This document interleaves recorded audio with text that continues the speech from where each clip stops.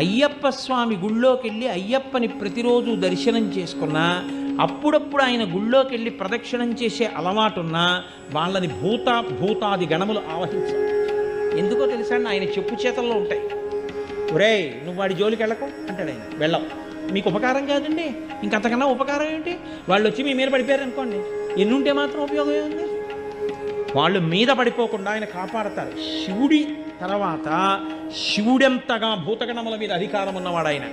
శివుడిలా ధర్మమునందు అనురక్తి ఉన్నవాడు, శివుడిలా గురువులంటే ప్రీతి ఉన్నవాడు, శివుడిలా జ్ఞానమిచ్చి మోక్షం ఇవ్వగలిగినవాడు, విష్ణువులా పూర్ణుడు, విష్ణువులా పుష్కలుడు, విష్ణువులా ఏది కావాలంటే అది ఇవ్వగలిగిన వాడు, అమ్మవారిలా శక్తి స్వరూపుడు, అమ్మవారిలా నిరంతరము ఎటువంటి కదలికలైనా కదలించగలిగినటువంటి వాడు, ఎంత శక్తినైనా ఇవ్వగలిగిన వాడు, ఇన్ని కదలికలను ఆపి లయం చేసి మోక్షం ఇవ్వ